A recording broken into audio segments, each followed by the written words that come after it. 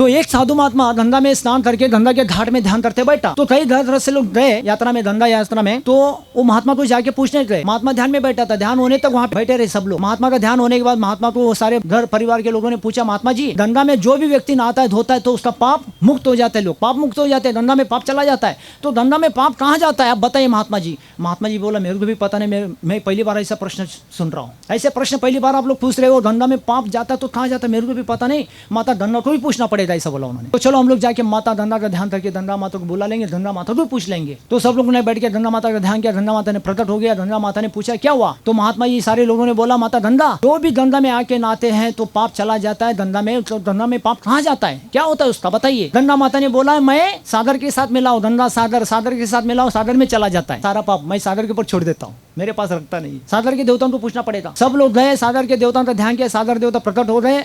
तो उन्होंने पूछा, गंगा माता को पूछा, तो पाप गंगा में जाता है। गंगा बोलते हैं मैं सागर में छोड़ देता हूँ। सागर देवता बताइए आपका पाप कहाँ पे जाता है, आप पाप लेके क्या करते हैं, कुछ तो होना चाहिए इसका हिसाब किताब, पाप क्या करते हैं आप। तो सागर के देवता ने बोला, गंगा में सागर में छोड़ता पाप, गंगा सागर, सागर में पाप आता है। तो सागर बोलते हैं मैं बादल में छोड़ देता हूँ, मैं बादल बना के छोड़ देता हूँ बादल में पाप को। तो प्रश्न पड़ा, अभी बादल को पूछना पड़ेगा, बादल में पाप कहाँ जाता है। तो सारे लोगों ने बादल को ध्यान करके बादल को पूछा, अरे बादल, गंगा बोलती है सागर में छोड़ता हूँ पाप। सागर को पूछा तो सागर बोलता है बादल में छोड़ता हूँ। बादल को पूछा तो बादल ने बोला मैं पाप को पानी बना के छोड़ देता हूँ धरती में। अभी पाप आ गया किसमें, पानी में आ गया।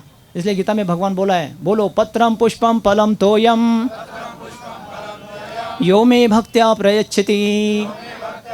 हाँ, पत्ता फूल फल जल, जल भी क्यों ना हो, पाप होता है जल पीना भी, भगवान बोला मेरे को चढ़ाओ। इसलिए जलदान पिंडदान हम लोग करते, जल से करते हैं, जल अर्पण करते हैं इसके लिए, नहीं तो उसमें भी ऋण चढ़ता है, पाप चढ़ता है। तो बादल को पूछा तो उन्होंने, बादल ने बोला है, बादल के देवता ने बोला मैं पानी बना के छोड़ता हूँ धरती में। इसलिए जब धरती में पानी आता है ना तो क्या होता है, फल फूल सब्जी बिब्जी सब उगने लगते हैं, बराबर ना। तो पानी में बना के मैं पानी में छोड़ देता हूँ बोला ना। तो पानी के देवता वरुण देवता को पूछना पड़ा, इंद्र देवता को पूछना पड़ा, पानी बना के छोड़ते पाप पानी में कहाँ जाता है, इसका भी कोई हिसाब किताब होना चाहिए, पानी में पाप कहाँ जाता है। तो उन्होंने बोला है मैं सब्जी फल फूलों में सब छोड़ देता हूँ। इंद्र देवता ने बोला पानी बना के मैं क्या करता हूँ, सब्जी फल फूल जड़ी बूटियों में सब मैं पाप छोड़ देता हूँ जल के रूप में। तो जल के देवता ने बोला, तो अभी पाप कहाँ गया, फल फूल सब्जी जड़ी बूटी जितने चीजें हैं ये सब में पाप जल के रूप में आ जाता है। इसलिए 57,20,000 जलजा नवलक्षाणी 57,20,000 20 लाख प्रकार, 30 लाख नहीं 20 लाख प्रकार के पेड़ पौधे हैं। ये सारा पितृ जनरेशन पितृवंश है। पत्रम पुष्पम फलम तोयम, ये फल फूल जल ये सब क्या करो, मेरे को अर्पण करो बोला भगवान। तो इतने सारे लोगों का जो मेहनत है, खेती का किसान 6 महीना जाके मेहनत करके बीज बोता है, मार्केट में लेके आता है, बेचता है, फिर हम उसका सारा कष्ट अपने ऊपर आता नहीं किया, आता है, इसके लिए हम लोग कष्टालु बन जाते हैं। ये फल फूल सब्जियों को पूछना पड़ा, धनवंतरी देवता को पूछना पड़ा, आपके ऊपर पाप आ रहा है जल के रूप में, आपके ऊपर का जो पाप है कहाँ जाता है, ये सब्जी फल फूल जड़ी बूटियों को सबको पूछना पड़ा, धनवंतरी देवता को पूछना पड़ा कहाँ जाता है आपका पाप। तभी सारे अन्न के देवताओं ने मिलकर क्या बोला, मैं अन्न के रूप में सबके पेट में जाता हूँ, ऐसा बोला। क्या बोला, सबके पेट में रूप में जाता हूँ, पेट में जाता हूँ। इसलिए ये पापी पेट बोलते, पापी पेट का सवाल हमको करना पड़ता है। अभी सबका पाप कहाँ पे आ गया, पेट में आ गया। इसलिए पेट दर्द होता है ना, सबको होता है, तो सबका कष्ट लेते हैं हम लोग। पेट के लिए कमाना पड़ता है, हम कमाते किसके लिए, खाने के लिए है ना। तो इसके लिए खाना है ना, भोग लगाना होता है भगवान को, और ये सबसे बड़ा धर्म है। तब व्यक्ति पाप से अपने आप मुक्त हो जाता है। अभी पेट में खाना जाता है पाप के रूप में, और पाप से होता है व्यक्ति को क्या होता है, दुख। पुण्य से होता है व्यक्ति को सुख।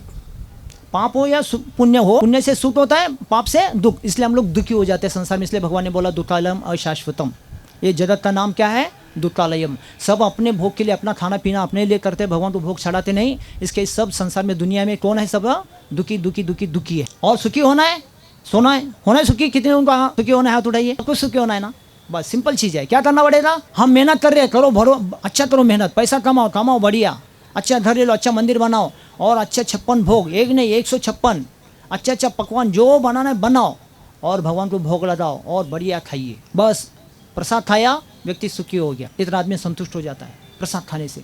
अगर प्रसाद नहीं खाया कभी नहीं पचेगा, इसके लिए शरीर में बीमारियां फैलते हैं। युक्त आहार विहार से युक्त चेष्ट से सपन सु युक्त सपनाओं बोध से योगो भवति दुख कहा, तब व्यक्ति दुख से मुक्त हो जाता है, ऐसा बोलते हैं। इसलिए व्यक्ति जो प्रसाद खाता ना वो सुखी हो जाता है। प्रभुपाद बोलते हैं जो प्रसाद नहीं खाता वो दुखी है।